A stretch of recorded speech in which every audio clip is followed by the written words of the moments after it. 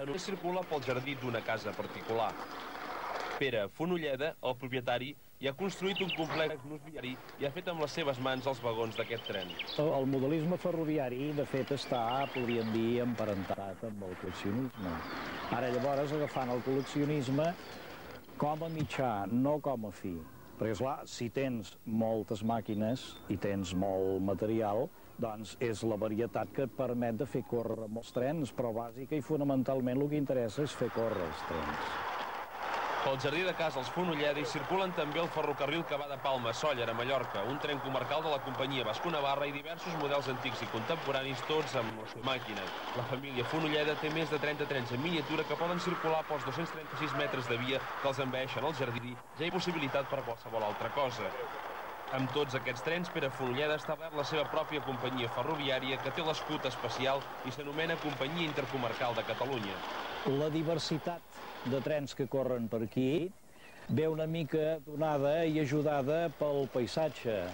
Aquí es divisa des del Montserrat fins al Montseny i, per tant, el nom que jo he donat a la meva companyia és el de Ferrocarrils Intercomarcals de Catalunya.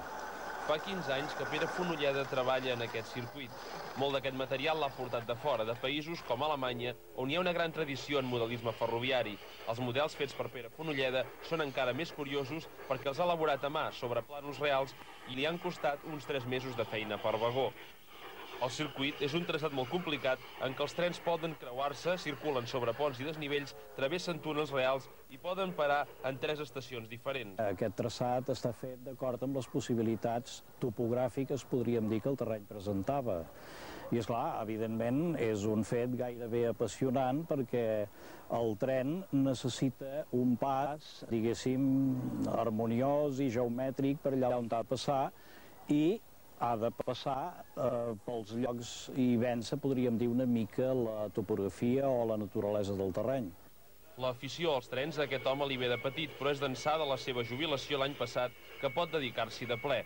Fonolleda no s'ha dedicat mai professionalment al món ferroviari. La seva feina abans de jubilar-se era la recuperació de metalls, en especial l'acer inoxidable, en un establiment de la família. Però els trens de via estreta han estat sempre la seva bogeria. Jo trobo que aquests trens són, evidentment, romàntics i jo potser també en soc una mica i aleshores, doncs, per la seva modèstia, per la seva petitesa, no? Falta de pretensions, diguem. Però, per altra banda, de gran utilitat. Dins de casa, els Fonolleda tenen un altre circuit de vies més estretes i centenars de trens més petits, però les vies del jardí són les preferides de la família i sembla que també dels seus gats. Unes quantes